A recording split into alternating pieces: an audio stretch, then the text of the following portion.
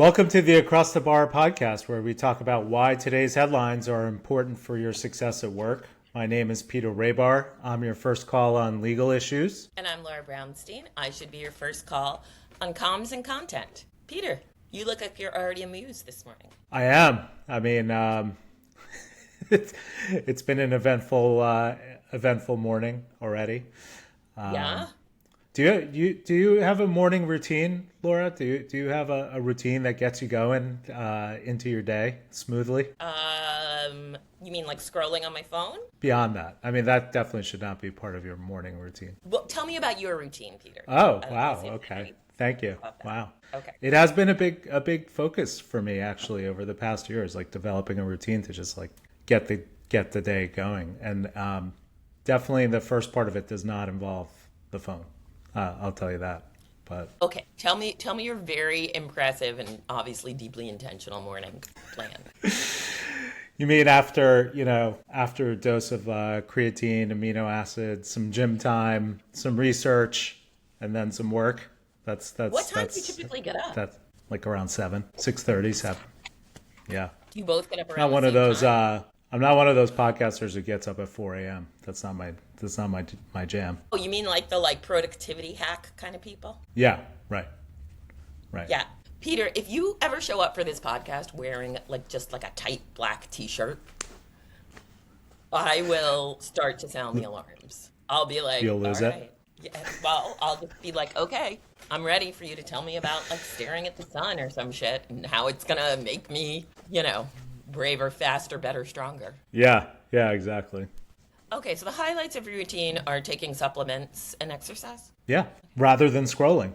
That's you don't want to overcomplicate it, and you definitely don't want to do the scroll. news first thing in the morning. Yeah, well, guess what? The news is not that uplifting. If you start with the news, you might never get out of bed. That's the problem. Yes, but it informs everything. All right, we're gonna get to the stuff, and there's a time and a place for that, obviously. First thing, and all right. The DNC so just dropped the election autopsy. There's news happening. All right. Well, what news are we talking about today? How about that? All right, we are talking about today. We are going to talk about some of the fallout and what's next for our friends Elon Musk and Sam Altman, who enjoyed one another's company in court and resolved this week. We are going to talk about the layoffs at Meta and how people reacted. A really smart, I thought, interesting CEO letter in the Wall Street Journal today from the CEO and founder of Cloudflare. And should your company have a prediction market policy? And lastly, what's HR for anyway? Actually, maybe let's start with that one because it's so funny and dumb. I had not seen this story. Funny and dumb. Yes. Peter right. found a story about the CEO of Bolt, who spoke this week at a Fortune conference. And he has a surprising view on running the company. Peter, talk about it. Yeah, well, the CEO of Bolt, a 31-year-old tech wizard, Ryan Breslow. Remind me what Bolt is. It's a financial fintech company. I don't even know. It's not a car company? No.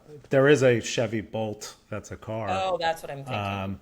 Okay. But it's a fintech company, and I don't care about it too much, but from what I read about it, it is kind of struggling. And in recent layoffs, they eliminated their whole HR team, and the CEO again said we did get rid of HR because they created problems versus solving problems, and since I've gotten rid of them, the company's operating more efficiently. And then he went on to say anyone who's run a startup knows that HR really doesn't have a role in a startup company. So, my God, what would you advise a client who told you they were going to get rid of HR at their company? No, I mean, this is like comedy hour. This guy is not Warren Buffett, okay? He's like a 31-year-old who's had some level of success, and now it's tapering off, and he's trying to make some headlines, and he's trying to justify getting rid of anybody who tells him to treat employees in a decent manner or whatever. I mean, I don't know all the ins and outs of what Okay, happened but here, what but would you tell a client who said, I'm going to get rid of HR?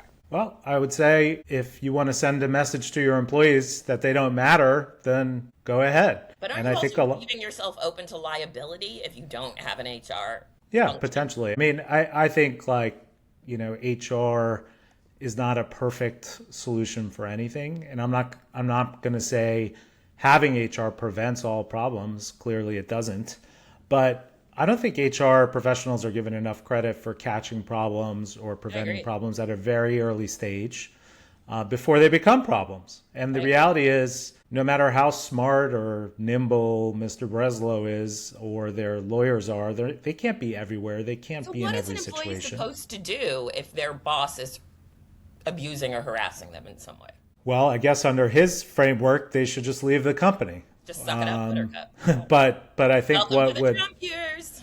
yeah, exactly. I mean, but what in reality ends up happening is if companies don't have internal resources where they can vent about these problems, then they go to external resources like government agencies or lawyers, and then you end up with lawsuits Or and with the media. or the I don't know media that government or agencies are going to give any fucks at this point unless there was like a white guy who hasn't gotten promoted fast. yeah, I mean, if some white guy is going to have a problem, then you're going to have the EEOC all over your butts. Yeah. Or But would you you? like hire talented people from other countries. That might also be a problem, right? Yeah, that's definitely a problem. Look, I mean, it may be a solution for some smaller companies, but as we talked What about size recently, do you think a company should be? What size does a company need to be that they need to get HR, or they really should think about having some HR function? Like more than 10? I think when you cross 10, you should be thinking about some sort of Okay. solution, which these days does not include actually hiring HR. It could be obtaining HR services through a payroll provider or, an employment agency that you may be using to payroll your employees. Like they offer HR services. But I think to say a founder of a tech company knows everything he needs to know about HR and like the employees don't need that resources, I think is naive and I think is definitely setting yourself up for danger. But how many you need, what their functions are, where you want them involved. I mean, I those think are we should do all a deep dive HR episode. great.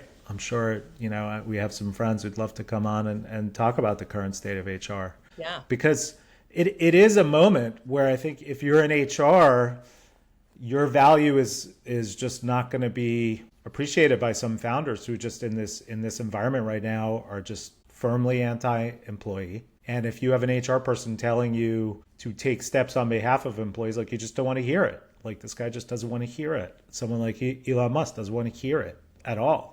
No.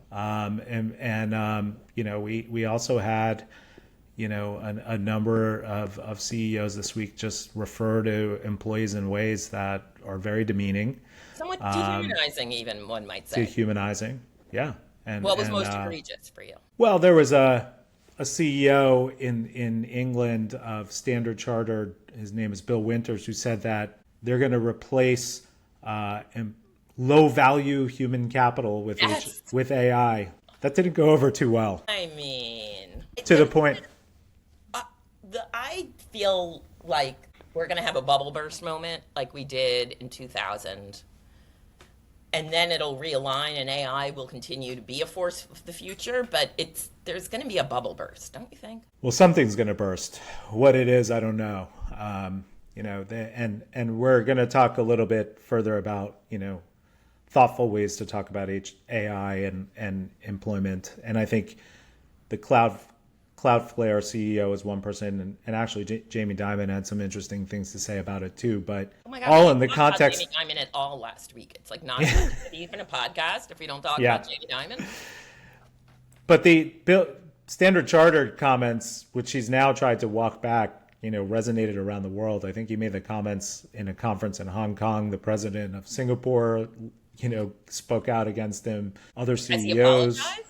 He has apologized. He's trying to walk it back and said he did not speak carefully, which if you're a CEO and you're appearing at a major international conference, Why are you not speaking Who are the carefully? two Or are people, you? Peter, that are most important for you to touch base with before you speak at a major international conference? I mean, definitely your chief comms officer, that's for sure. And And your maybe, general maybe, counsel. maybe So you get a don't general say anything counsel that'll involved. get you fired, that'll get the company sued or something. Always talk to Yeah. comms and legal before making any major move. And that No, includes a major speech. and look, anyone who's like attended one of these conferences knows that any major CEO is so well prepped and polished. Like they actually sound like robots on stage. It's not like these Well, are. I would say they're in two groups. There's the group that practices and polishes within an inch of its life. And then there's the group that's like, I know my shit. I don't need anyone to tell me what to say or what to do. I'm just going to go do my thing. I've seen plenty of those CEOs also. Right. On a topic like that, I think you have to be prepped. If you're not, you're an idiot. And Fair enough. if you're trying to tell me that, you spoke carelessly, I don't believe it, frankly, if you're a major CEO in that setting. I just don't believe it. Like Meaning, he said you what he think wanted to that's what he say. really feels. Yeah, he said what he wanted to say. He was testing the waters of whether he could say it, and now he's trying to roll it back. Sorry. And people will forget him. It's fine. I don't know how So much he's let's going to talk suffer beyond about this week. Let's talk about the meta stuff. I thought the video of Mark Zuckerberg, telling everybody why they were doing huge layoffs and how the company is going to be tracking keystrokes for existing employees and why, was fascinating. It was one of those where like the CEO is saying something that he seems to think people will agree with, and the reception is not that. And then in addition, I've been amused, fascinated by all the Meta employees posting about getting laid off. I've actually never seen it at this level. People just posting these like funny, like flip videos, being like, hi, I'm one of the employees that got laid off. Have you seen those everywhere? Yeah. And I've talked to some employees who have been laid off, and I've talked to people who over the past few weeks have been anticipating a layoff. I mean, there's so many things here that normal companies should not do. You should not look at this as a model of how to do layoffs. Meta could do it this way because they're in a unique position. They don't care about their reputation at all. So if you don't care about your reputation at all, and you're still one of the biggest Mark companies has in the done world. a real image rehab, though. He cares about his reputation. No, I mean their reputation is so tarnished. There's not even a way to like fully rehab it. He still wants to see himself as a good guy, though. Like, here's the thing. Addressing your employees before a layoff is a good thing. But the way he did it left something to be desired. Well, I would say you start by taking the fact that they announced the layoffs like several weeks ago. That doesn't help. They may think it's helping, but really all it does is create a couple of weeks of incredible anxiety and tension amongst employees about whether they're on the list or not. Does it help him market-wise? I'm sure it helps his thinking about himself, and No, like did perhaps the stock price go up when they said that? perhaps I don't know. I didn't look Okay. for the correlation, but there's been articles on that this week too about how stock prices have gone down for anyone who's said that they've replaced workers with AI in the past really? year, like pretty significantly. But getting back to Meta, I mean, if you're a regular company that actually cares about your reputation and cares about your employees, you don't announce layoffs like in a month in advance and let everyone freak out. You don't send them emails at 6 a.m. that tells them they're laid off. That doesn't include contact information for a human being. Doesn't give them any reasons. Contact information? Yeah, I mean, some people can't even, like, if they want to talk to a human about it, can't figure out who they want to talk to or who they should talk to. I mean, that is what everyone says about Facebook or Meta when they're having issues with the app. Like when somebody is like, Yeah. account got closed. I can't find anyone to talk to.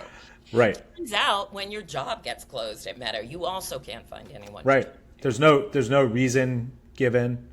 You know what? It's better. I thought it was so hideous when a previous round of layoffs, they were like, yeah, we're not cutting back. Those are just underperformers, which a lot of the data showed that was not necessarily true. People who had gotten high reviews were part of the group. And I just think tarnishing your employees before you lay them off is actually the worst. Well, I could say through experience there and other similar companies that managers manage towards an outcome. I've seen it. I've seen people who are long-term employees there and elsewhere all of a sudden get a series of bad reviews, coincidentally a couple months before a layoff, and then they're on a layoff. Like, To me, that's a dire. 15, 16-year employee doesn't all of a sudden become so bad overnight. That's crazy. That's managing to an outcome. When you push back as their employment lawyer, like, does that work? Yeah, I mean, sometimes yes, sometimes no. It's very factually dependent. I will tell you, these large tech companies are generally very difficult to deal with on, let's say, the more, run-of-the-mill cases. They have thousands of lawyers. They're very robotic in their responses. I'm not saying they're unreasonable. I'm just saying, like, you feel like you're dealing with a machine when you're negotiating with a lot of them, and not all of them, but a lot of them. It's very like formulaic Well, as an on employer, severance I guess my issues. question is that a practice that could get you into trouble, suddenly giving people bad reviews to justify a layoff? Or no, there's probably no Yeah, repercussion. I mean, the traditional factors still apply. Like, who is the person? Is it the oldest person on the team? Is it the only person of color on the team? Is it the only woman on the team? Is it the only white male on the team? It depends who the person is, why it's happening. Is there evidence to support it? Like, Yeah. if and I've seen cases where the underlying performance is great and the manager's still giving reviews that said it's bad, and Like the numbers show it's good and the right. manager is saying it's Yeah, bad. and so sometimes those inconsistencies are very helpful in Yeah. proving perhaps other motives, pretext. Sometimes they are, sometimes they're not. So I I I I have a lot of problems with how these companies treat their employees, and I think it's so cruel. And we said it, around the Oracle layoffs. This whole concept of just laying off thousands of people by email is just Awful. so awful. And I hate that it's become, almost standard practice for large companies, but we knew it would be. It was sort of inevitable, and no one's really standing in the way. I mean, have you heard a politician or anybody protest against this? I mean, it's kind of crazy. It's a great point. Not much. No. Yeah. But I don't see what's going to stop this. Like, public opinion would have to really start to be loud. Well, what stops it is, talented employees don't go there. And they say, Yeah.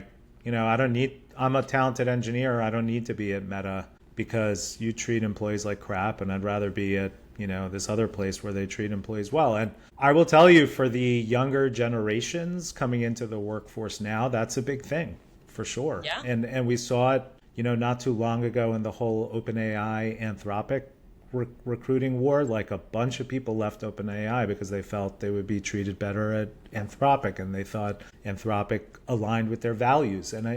And I talk to young people entering the workforce. They talk a lot about what their values are and whether the companies align with them. And so, maybe this treatment, is okay and is going to fly with 40-year-olds, 50-year-olds who, Sad may Gen not have Xers, as may not have as much Yeah. flexibility in the job market right now. But when the job market picks up, they will. And for the younger generations, they're watching and they're forming opinions. I mean, I think you really got to be cognizant of that. And in this environment right now, too many CEOs just don't seem to care.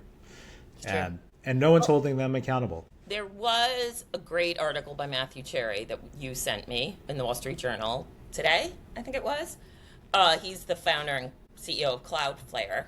And he had something I thought had a reasonable way of thinking about employee structural changes related to AI. His concept was every workplace has builders, sellers, and measurers. And it's the third group, the measurers, who will find themselves reduced in force because that's something AI can do well. But AI is never going to build and create, and AI is never going to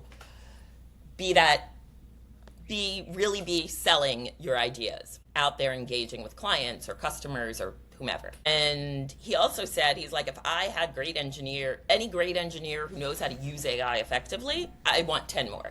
Like, it was a really interesting and I thought thoughtful analysis of the current workplace and the roles and how to think about it in this new economy. I thought it was really great. And this is how we've talked about this. This is how CEOs should be talking about AI and the impact on the workplace. I mean, he clearly laid out his thinking, And he also highlighted the fact that, which is true, and what I've seen in a lot of places, like they're still hiring. They're hiring more people than ever, maybe, in a lot of these companies. It's just the skill sets are changing. And so he said, perhaps like your role was to be a bookkeeper. Well, now if you're that role may get eliminated. And financial reporting is like one of the big areas where AI is being used. But supervising that type of use of AI is probably something we're going to hire, right? So if you're just a bookkeeper who doesn't know how to use AI, that you're not useful to us. But if you're one who does, then you're very useful to us. And that makes a lot of sense. Jamie Dimon said something very similar yesterday where he said, we're going to replace pure investment bankers with people who know how to use AI in their roles. So he's not saying AI is replacing people. He's saying people who know how to use AI are going to be more valuable to us than those who don't. And of course, we've been saying that on this podcast for almost a year now. You need to add it to your skill set. Whatever your job is, you need to understand what the AI applications are and learn them and promote that about yourself, whether it's on your resume or in the workplace through accomplishments, projects, initiatives, now more than ever. Full stop. Okay, one not AI thing to talk about. Well, I guess the Bolt one wasn't either. Anyway, a few companies this week came out with mandates that their employees are not allowed to involve themselves in predictive market betting, or they're not allowed to for anything that touches the work that they do. I'm going to ask the question, even though I think I know the answer. Peter, does it make sense for your company to have a predictive market policy? 100%. If you don't have one, I don't know what you're doing. And if you haven't checked to see that your insider trading policy covers this, time to refresh that. Time to update it. And this is not just for public companies. And also, if you are running a campaign or a media organization, it's really important to have a predictive market policy. Yeah, I think even the Senate has banned using information to make bets on predictive market platforms. The danger of it that's different than regular insider trading is users could create markets, right? Yeah. So if you have information that's confidential or proprietary from your company, you could go on to Kalshi or Polymarket, create a market for something that wasn't on there based on your information and then trade on it. And it's not just about your gains. It's about you've now put something out into the public that was confidential. Yes. And if you're a company, you should not want that to happen no matter what. The easiest illustration is to say, look, if you worked in the Department of Defense and you knew we were going to go invade some country, which we seem to be doing pretty frequently. Things were leaked clearly in some of these recent military operations. Right. And so you go onto Kalshi and you create a question of, are we going to invade X country when that question didn't exist before? All of a sudden people are like, why'd that pop up? And by the way, all this stuff is traceable and the employee is going to be fired. But then the question's also going to be asked, why didn't the company take steps to prevent this from happening? Whether it is shutting off these websites on work systems or issuing a policy and having some sort of enforcement mechanism. So the policy should certainly be I think that's not to trade on more insider trading policy or anything like that about using confidential information, and make sure you're adding predictive markets to that. Right. And I think this week there was talk about the New York Times instituting such a policy, not being allowed to make bets on topics a person may be covering. Now, it makes total sense. I have another question I think I know the answer to. If you are the average person and you are noticing how many people in the Trump family or administration are making money off things they probably shouldn't be because of their insider knowledge, should you think the same lack of law will apply to you? Should you be like, look, the Trumps are making money under the table. I can too. What do you think? Well, you shouldn't count on that. Okay. That's for sure. It's pretty clear there's a different set of rules that apply to that crew versus everyone else. And there's 100 different stories you can tell about that right now. Yeah. All right. Let's do heroes and zeros, Peter. Great. Who's your zero? JD Vance in the White Press House room? briefing room. JD Vance trying to do a White House briefing. The sound of his voice is so pedantic and condescending and smug. Like when he's explaining something and his like, we're just going to kill a bunch of people. Gee whiz, why can't you get this kind of way?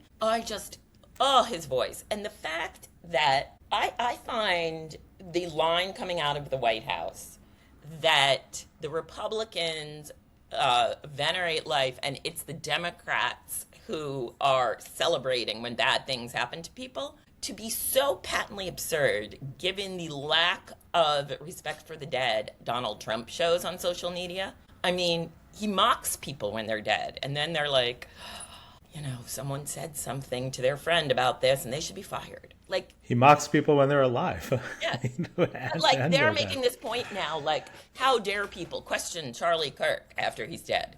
What? Oh, right. Infuriating. What's your zero? My zero is I really tried hard to avoid this as my zero, but I just can't, is the IRS settlement and the establishment of the, quote, anti-weaponization fund and the blanket immunity given to the Trump The family. IRS blanket immunity, how is that unprecedented? Can you tell people about the blanket immunity from the IRS? I mean, so much about Your this family. is unprecedented, including reporting today that attorneys at the Department of Justice, presented a 25-page memo to their senior attorneys at the department about ways that this case could be won, including a very significant statute of limitations issue that was just ignored. And instead, this settlement was created. And, the immunity is one piece. First of all, I don't understand, I understand the tax records shouldn't have been leaked, but I will say presidents have produced their tax records over history. This one refused to do it. They've suffered no harm from it. And even after this one was leaked, he was elected anyway. So I don't understand what the harm was. No harm? Yeah, other people settled these cases for an apology. I think the government could have done that here. But to settle it for this fund that's being established by an interim attorney general with 5 appointees that are not subject to congressional review. And that interim attorney general, what was his job a year ago? Who's the personal attorney for the president, and giving them $1.8 billion to allocate as they please to other individuals who are not involved in the lawsuit. That's crazy. Settlement of a case traditionally does not involve other people who are not involved in the underlying case. It's unbelievable. I hope people realize, when you are at your job and staying for that last hour of work that you might not feel like, part of your money from that hour is going to go to Donald Trump and his friends now for this. I saw the U.S. attorney for the Southern District try to defend this morning, and I wanted to vomit, honestly. It's just, I don't understand how these people can defend something like this. I mean, it's crazy. So anyway, let's go to heroes. Who's your hero? I'm going to snake you on the hero. All right. Sports related, Jalen Brunson? My hero's the Knicks. Oh my God. Excited. I guessed it. Wow. I mean, how could anything other than the Knicks be the hero today? Where are we in the playoff? This is the second game of the playoffs? Second game of the Eastern Conference Finals is tonight. I will be there cheering on the Knicks. Obviously. My partner will as well. Great. In good company. Yes. Did you watch the miracle comeback in game one? Is this what is prompting your hero status? I have to admit I was very involved in the primary returns Tuesday night, so I wasn't on the game because a candidate I had worked with won in Kentucky. And it was actually such a funny, tale of two bubbles.